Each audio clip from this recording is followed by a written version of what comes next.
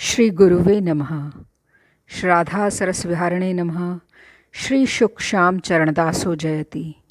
श्री सरस निकुंज पीठाधीश्वर आचार्य श्री श्री अलबेली माधुरी शरण जी महाराज जी के श्री चरण कमलों में दंडवत प्रणाम। जय जय श्री राधे श्याम। जय जय श्री राधे। श्री शुक संप्रदाय पीठ श्री सरस निकुंज पीठाधीश्वर आचार्य श्री श्री अलबेली माधुरी शरण जी महाराज जी के जन्म महोत्सव पर आज आप सभी को बहुत बहुत बधाई। महाराज जी के जयंती महोत्सव पर श्री राजेश कुमार राज द्वारा रचित ये बधाई पद श्री महाराज जी के ही चरणों में। जन्मे अलबेली महाराज अमरपुर सैर कराने वाले, जन्म से मुक्ति दिलाने वाले जन्मे अलबेली महाराज। कोई गावे कोई नाचे नाना भाव दिखावे, दाढ़ी दाड़न खड़े द्वार पर वंशावली बतावे जन्मे अलबेली महाराज अमरपुर सैर कराने वाले। जुगल माधुरी योग्य जान के लालन गोद बिठायो, रसिक माधुरी रस में पागी निज उर कंठ लगायो जन्मे अलबेली महाराज। सुंदर स्वस्थ सलोने सोहन गौर वर्ण छबिधारी, तीखे नयन नक्श धारिये तन मन धन सब वारी जन्मे अलबेली महाराज अमरपुर सैर कराने वाले, जन्म से मुक्ति दिलाने वाले। इनके दर पर राज जो जाए मन में इच्छाधारी, सबको सब कुछ दे देते हैं ये दाता दातारी जन्मे अलबेली महाराज अमरपुर सैर कराने वाले, जन्म से मुक्ति दिलाने वाले जन्मे अलबेली महाराज। महाराज जी के श्री चरणों में एक और गज़ल श्री राजेश कुमार राज द्वारा रचित प्रस्तुत है। दिले नादा ज़माने में किसी का कौन होता है, ये सब कहने की बातें हैं। ये अपना है वो अपना है, न जपना है न भजना है, फ़कत इतना ही करना है। सरस छवि जो भी दरसाई उसी का ध्यान धरना है। सहाओ जो वो सहना है, जो भुगताओ भुगतना है। हमें जिस हाल में रखो उसी हालत में रहना है। सरस चितवन सरस सुमिरन सरस रहनी सरस गहनी, सरस शैली का जो गहना जो पहनाया पहनना है। इनायत है नवाजिश है करम है मेरे सतगुरु का, इनायत है नवाजिश है करम है मेरे सतगुरु का। जिसे खोया वो अपना था, जिसे पाया वो अपना है। लगी जो आँख तो देखा अजब अंदाज में खुद को, समझ में कुछ नहीं आता हकीकत है या सपना है। अजब अलबेला दिलबर है गज़ब मस्ताना रहबर है, अजब अलबेला दिलबर है गज़ब मस्ताना रहबर है। ये अलबेली हकीकत है नहीं ये राज सपना है, ये अलबेली हकीकत है नहीं ये राज सपना है। आप सभी को पुनः श्री महाराज जी के जन्म महोत्सव की बहुत बहुत बधाई। और आज की भक्त कथा की श्रृंखला में आज प्रस्तुत है ब्रज के भक्त ग्रंथ से, जो लिखा है डॉक्टर अवध बिहारी लाल कपूर ने। भक्त नवल किशोर दास जी का चरित्र। भक्त नवल किशोर दास जी नंदगांव। नंदग्राम में नंद बाबा का मंदिर है। लगभग 125 वर्ष पूर्व उसकी अवस्था जीर्ण शीर्ण थी। उसके जगमोहन के पत्थर का पुराना फर्श ऊबड़ खाबड़ हो रहा था। नंदलाल को उसमें दौड़ भाग करते कष्ट होता था। उन्होंने सोचा कितना अच्छा होता यदि ये फर्श चिकना संगमरमर का होता। सोचा तो सोचते ही फर्श वैसा हो नहीं गया।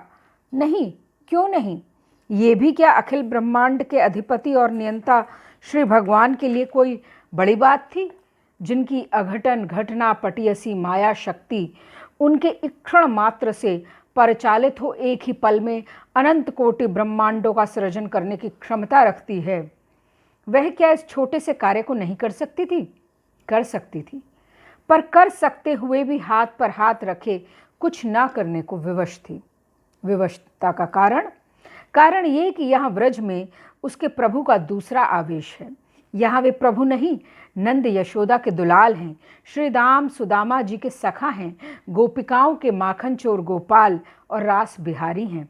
यहाँ उनका एकमात्र लक्ष्य है उनके प्रेम सेवा रस का आस्वादन कर अपने रसिक शेखर को सार्थक करना, अपनी प्रेम रस की निरंतर बढ़ती हुई भूख के लिए सामग्री जुटाते रहना।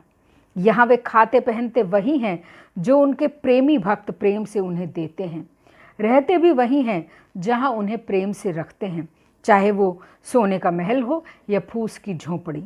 उन्हें वैकुंठ में ऐसी झोंपड़ी भी कहाँ नसीब होती है जिसे उनके किसी भक्त ने प्रेम से तैयार किया हो, जिसका कण कण उसके प्रेम रस से सिक्त हो। यहाँ उनकी सभी शक्तियाँ उनसे दूर जा खड़ी होती हैं, जिससे उनके सानिध्य में उनका ये आवेश भंग न हो जाए और उनके प्रेम रसास्वादन में बाधा न पड़ जाए। संगमरमर का फर्श नंद के लाला ने किसी प्रेमी भक्त की प्रेम सेवा से ही बना सकता था। उसने सोचा, कोई ऐसा भक्त आ जाए तो उससे कहूँ। उसे किसी से अपने लिए कुछ कहने में या उससे कुछ मांगने में शर्म तो है नहीं, पर वो मांगता है अपने भक्तों से ही। भक्तों को छोड़ उस बेचारे का और है ही कौन जो उसकी सुने। वही तो है उसके नाते रिश्तेदार, भाई बंधु और सखा, उन्हें ही वो अपना मानता है। अपनों से कुछ मांगने की शर्म की बात ही क्या। पर एक गुण और भी है उसमें, यदि उसे कोई अपना ना दिखे तो किसी को अपना बना लेने में, उससे मैत्री कर लेने में या कोई ना कोई नाता जोड़ लेने में उसे देर नहीं लगती। ऐसा कुछ जादू है उसके पास, ऐसी कोई मोहिनी शक्ति है उसमें कि जिस किसी के सामने वो एक बार आ जाता है वो सदा के लिए उसका अपना बनकर रह जाता है। इसलिए जिसे वो अपना बनाना चाहता है उसे बस एक बार अपनी झलक दिखा देता है, फिर उससे अपना जो काम चाहता है करा लेता है। देखने में तो वो बड़ा भोला है, जैसे कुछ जानता ही नहीं, पर नख से शिक तक इस प्रकार की चतुराई से भरा हुआ है। इस बार उसने अपनी इस चतुराई से काम लिया। राजस्थान के अलवर जिले के चौधरी का नगला ग्राम में श्री नवल किशोर रहते थे। वे गौड़ ब्राह्मण थे और रामानुज संप्रदाय में दीक्षित थे। विष्णु भगवान की उपासना करते थे। उनकी माँ श्रीमती हीरा देवी बड़ी भक्तिमती थी। वे नंदलाल की उपासना करती थी। नंदलाल की उन पर बड़ी कृपा थी। एक बार वे दुमंजले से गिर पड़ी। नंदलाल ने उन्हें अपनी गोद में ले लिया। उन्हें चोट जरा भी ना आई। तभी उन्होंने वृंदावन जाकर बस जाने का निश्चय किया। वे वृंदावन चली गईं। साथ में श्री नवल किशोर और उनकी पत्नी भी गईं। कुछ दिन बाद हीराबाई को नंदलाला ने नित्यधाम में अपनी सेवा में ले लिया। नवल किशोर जी पर माँ की भक्ति और वैराग्य का प्रभाव पहले से ही था। माँ के अंतर्धान के पश्चात उनका वैराग्य और भी तीव्र हो गया। उन्होंने अपनी धन संपत्ति सब ठाकुर वैष्णवों की सेवा में लगा दी। फिर पत्नी सहित नंदग्राम चले गए। वहाँ आशेश्वर पर रहकर भजन करने लगे। एक दिन पत्नी ने पत्नी से कहा, यहाँ आशेश्वर पर चोरों का भय बहुत है, लाओ तुम्हारे आभूषण किसी सुरक्षित स्थान पर रखाऊं।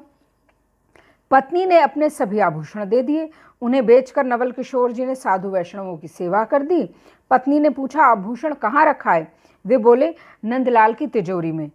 पत्नी भक्तिमती थी, वे समझ गईं। उन्होंने भी इस पर कोई आपत्ति नहीं की। कुछ दिनों के बाद उन्होंने पत्नी को मायके भेज दिया और स्वयं वैराग्य वेश ग्रहण कर अकेले रहने लगे। नैष्ठिक ब्राह्मण होने के कारण उन्हें छुआछूत का विचार बहुत था। वे मधुकरी में सूखा अन्न मांग लाते, स्वयं बड़ी शुद्धता से रसोई बनाते, किसी की परछाई भी उस पर ना पड़े इसका विशेष ध्यान रखते। इस प्रकार बड़ी सावधानी और शुद्धता से तैयार किए हुए भोग को ही विष्णु को अर्पण कर स्वयं प्रसाद ग्रहण करते। नंदलाला नवल किशोर जी की माँ के संबंध से उनसे भी अपना संबंध मानते थे। ये तो उनकी रीति ही ठहरी। वे अपने भक्त से तो संबंध मानते ही हैं, उनके संबंधियों से, पूर्वजों और पितरों से, यहाँ तक कि उसके आने वाली संतान से और उस भूमि तक से जिसमें उसने वास किया है, अपना निजी संबंध मान लेते हैं। उन्होंने नवल किशोर जी से फर्श की सेवा कराने का विचार किया, पर इसमें उन्हें स्वाभाविक रूप से कुछ संकोच था, क्योंकि नवल किशोर जी तो उनसे अपना कोई विशेष संबंध मानते नहीं थे। वे विष्णु के उपासक थे, नंदलाला की नगरी में रहते थे, उनके मंदिर में जाकर उनके भी दर्शन कर लिया करते थे। ये और बात थी। केवल इतने से उनका उनसे प्रेम का कोई विशेष संबंध तो बनता नहीं था। तो नंद के लाला ने उन पर अपना जादू चलाने की बात सोची। एक दिन वे एक ब्रजमाई के घर मधुकरी को गए। वो जानती थी कि ये बाबा मधुकरी में रोटी नहीं लेते, आटा ही लेते हैं। वो गई भीतर से आटा लाने। बरामदे में उसके दो छोटे छोटे बालक सामने रखी थाली में से महेरी खा रहे थे। नवल किशोर जी ने देखा कि उनके साथ बैठे उसी थाली में कृष्ण और बलराम भी खा रहे हैं। उनके हाथ और मुंह उन व्रज बालकों की झूठी महेरी से सने हुए हैं और उनकी ओर देख देख जैसे उन्हें चढ़ाने को आंखें मटकाते हुए उसमें लंबे लंबे हाथ मार रहे हैं। नवल किशोर चकित, स्तंभित, सम्मोहित से एकटक उनकी ओर देखते रह गए। ब्रजमाई आई मधुकरी लेकर और हाथ बढ़ाकर बोली, ले बाबा। पर बाबा तो अपनी सुधि खो चुके थे। उनकी प्राकृतिक आंख और कान तो जड़ हो चुके थे। उन्हें व्रजमाई दिखती होती तो उसके शब्द उसके कान में पड़ते होते। तब न वे अपनी झोली उसके आगे बढ़ाते, वे तो वैसे ही खड़े अपलक नेत्रों से कृष्ण बलराम की रूप माधुरी का पान कर रहे थे। व्रजमाई ने उनकी ये मुद्रा देख ऊंचे स्वर में कहा, भिक्षा लेना बाबा, कहाँ देख रहे हो बालकन की ओर। तब कहीं बाबा ने चौंक कर देखा आटे की मुट्ठी भरे सामने खड़ी ब्रजमाई को। वे कुछ क्षण मौन रहे, फिर बोले, मैया ये मधुकरी रहने दे, मुझे बालकों की थाली में से थोड़ी महेरी दे।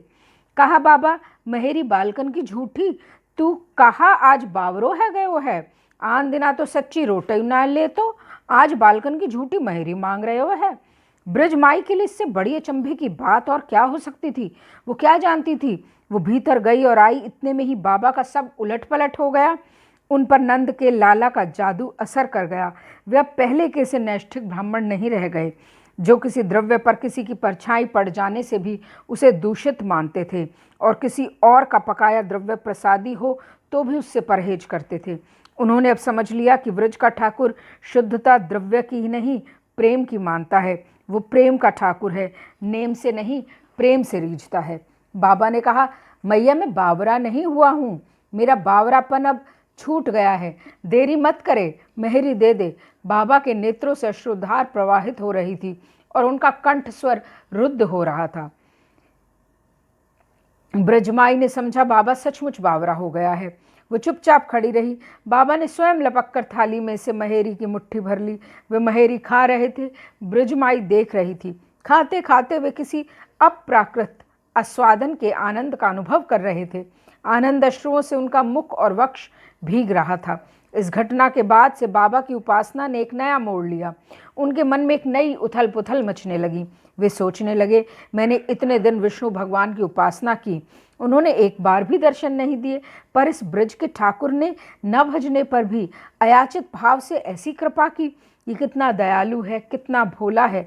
विष्णु की उपासना में कितनी मर्यादा है, कितना संभ्रम और संकोच है, पर यह तो किसी प्रकार के संभ्रम और संकोच को टिकने ही नहीं देता। इसे देखते ही लगता है जैसे ये कितना जन्म जन्म का अपना है। जी चाहता है इसे हृदय से लगाकर प्रेम अश्रुओं से अभिषिक्त कर दो और बस करते रहो, कभी भी विलग न करो।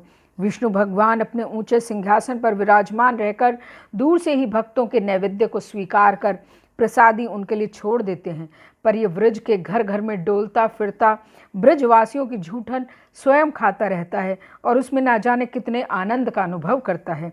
फलतः बाबा बाह्य रूप से तो पूर्ववत विष्णु की ही उपासना करते रहे, पर चिंतन में नंदलाल को लाड़ लड़ाते रहे। वे विष्णु का ध्यान करना चाहते तो भी नंदलाल वहाँ आ विराजते, वे चेष्टा करते तो भी विष्णु के लिए वहाँ कोई स्थान न पाते। एक बार जब वे नंदलाल के मंदिर के प्रांगण में चिंतन में बैठे थे, उन्होंने देखा नंद का लाला वहाँ घुटनों से चल रहा है। चलते चलते रुक जाता है और घुटनों को हाथ से सहलाने लगता है। चिंतन करते करते तंद्रा आ गई। स्वप्न में नंदलाला ने कहा, बाबा जी फर्श मेरे पायन में गड़े है।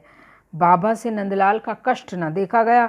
उन्होंने निश्चय कर लिया कि जैसे भी हो और जितनी जल्दी हो नंदलाल के मंदिर का फर्श चिकने संगमरमर का बनवाना है। दूसरे दिन वे जोधपुर राज्य में मकराना के लिए चल पड़े। वहां पहुंचकर पत्थर के एक बड़े व्यापारी से नंदलाला के मंदिर के लिए संगमरमर के पत्थरों की भिक्षा मांगी। उसने कहा, बाबा जितने पत्थर चाहे ले जाओ, जिसने तुम्हें भेजा है उसने मुझे भी स्वप्न में तुम्हें पत्थर देने की बात कही है। उस समय जोधपुर से मथुरा के लिए रेलगाड़ी की व्यवस्था तो थी नहीं। बैलगाड़ी से पत्थर नंदग्राम पहुंचाए गए। शीघ्र नंदलाल के मंदिर और जगमोहन में सुंदर संगमरमर का फर्श बनकर तैयार हो गया। जगमोहन के बाहर एक सुंदर संगमरमर की छतरी भी बन गई। आज भी शरद में इस छतरी में नंदलाल विराजते हैं। एक जगह दीवार के पत्थर में इस घटना का संक्षिप्त वर्णन इस प्रकार अंकित है। देखो कृष्ण दयाल जीवन के उद्धार हित रचियो महल नंदलाल नौल हृदय में बैठ के सोढ़ा विछवायो नंदलाल सिंगमर निज महल में। देखो कृष्ण दयाल दई बड़ाई नवल को। नवल किशोर जी अब पहले की ही तरह स्वपाकी तो रहे नहीं, पर नंदग्राम के बाहर अब भी वे किसी और के हाथ का न खाते। एक बार वे मथुरा गए हुए थे। साथ में थे उनके शिष्य श्री जुगल किशोर। जुगल किशोर को उन्होंने भेजा अपने ठाकुर की रसोई के लिए घी लाने। उन्होंने एक परचूनी की दुकान पर घी मांगा। उसने कहा, ले जाओ बाबा, पर मेरे पास पैसे नहीं हैं। दुकानदार ने कहा, कोई बात नहीं, ठाकुर जी की घी की सेवा मेरी तरफ से हो जाएगी। घी देने के बाद बनिए ने कहा, बाबा मेरे कोई संतान नहीं है, तुम्हारे गुरुदेव सिद्ध महात्मा हैं, उनसे कहना कुछ कृपा करें। भोले भाले और उदार स्वभाव के जुगल किशोर ने झट कहा, अच्छा अच्छा, हो जाएगी कृपा। वे लौट कर आए तो नवल किशोर जी ने पूछा, घी कहाँ से लाए? उन्होंने सारा वृत्तांत ज्यों का त्यों कह सुनाया। नवल किशोर जी को गुस्सा आया। उन्होंने उनकी पीठ पर चिमटा मारा और कहा, मूर्ख, कृपा बेचता फिरता है, कृपा का रोजगार करता है। आज मेरी कृपा बेची, कल मुझे बेच आएगा। चला जाए यहाँ से, मैं तेरा मुंह नहीं देखना चाहता। जुगल किशोर उनके चरणों में गिरकर रोते हुए बोले, बाबा क्षमा करें, अब ऐसा नहीं करूँगा। बनिए से जाकर कह दूंगा अपना घी वापस ले लो। बाबा तुम्हारे लिए कुछ नहीं करेंगे। नवल किशोर जी का गुस्सा कुछ शांत हुआ। वे बोले, अब तू वचन दे ही आया है तो नंदलाल उस पर कृपा अवश्य करेंगे, पर बनिए ने तुझे ठग लिया, थोड़े से घी के बदले लड़का ले लिया। जा कह उससे जाकर लड़का होने पर नंदलाल की गुलाब जल की सेवा नित्य उसी को करनी होगी। जुगल किशोर ने जाकर उससे ऐसे ही कह दिया। वो सुनकर ऐसा प्रसन्न हुआ जैसे संतान सुनते ही प्राप्त हो गई हो। नंदलाल की गुलाब जल की सेवा उसने तुरंत आरंभ कर दी। कुछ ही दिनों में उसके लड़का हुआ। नाम रखा नमो। संतान होने पर उस परचूनियों ने नया काम पत्थर आदि का शुरू किया। फर्म का नाम रखा नवल किशोर जुगल किशोर। कंस टीला के नीचे ये फार्म दोनों महात्माओं के नाम से कई पीढ़ियां बीतने पर आज भी वर्तमान है। नवल किशोर जो कुछ भी करते उसमें लक्ष्य होता केवल नंदलाल की सेवा का। एक दिन छोटे मिसर नाम के एक गोस्वामी बालक ने उनसे कहा, बाबा तू तो सिद्ध है ना, बता मेरी मुट्ठी में क्या है? बाबा ने कहा, बता दूंगा, पर नंदलाल की सेवा करनी होगी। उसने सेवा का वचन दिया। बाबा ने तत्काल नंदलाल का चिंतन किया। देखा उनके होठ लाल हैं। वे बोले, लाला के होठ लाल हो रहे हैं, तेरे हाथ में गुलकांक है। वो बालक जब तक जीवित रहा नंदलाल की 1.25 रुपये की सेवा नित्य करता रहा। हरियाणा के सेठ भगवान दास बेरीवाला एक धनाढ्य व्यक्ति थे। उनका काम कुछ खराब हो गया था। ऊंट पर चढ़कर वे नंदग्राम आए और नवल किशोर जी की कृपा प्राप्त करने के उद्देश्य से उनसे अपनी सारी स्थिति का वर्णन किया। उन्होंने कहा, नंदलाल की सेवा करोगे तो तुम्हारी उन्नति होगी। वे नंदलाल की सेवा करने लगे। तभी से उनकी उन्नति होने लगी। आज तक उनके परिवार के लोग नंदलाल की सेवा करते आ रहे हैं।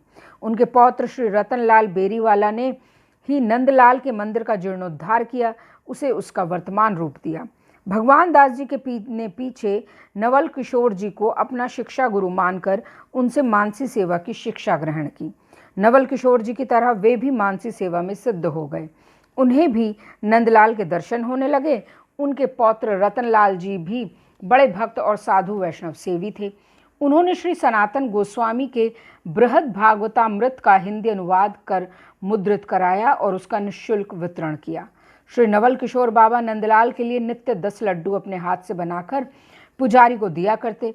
उसमें से 8 प्रातः बालभोग में उसे दिए जाते और 2 रात को यशोदा माँ के पास रख दिए जाते, जिससे यदि रात को उसे भूख लगे तो खिला दें। तभी से नंदलाल के लड्डू भोग का ये नियम चला, जो आज भी जारी है। नवल किशोर जी का नंदलाल के प्रति वात्सल्य भाव था, परंतु में श्री राधा के प्रेम की महिमा जान वे कांता भाव के उपासक हो गए।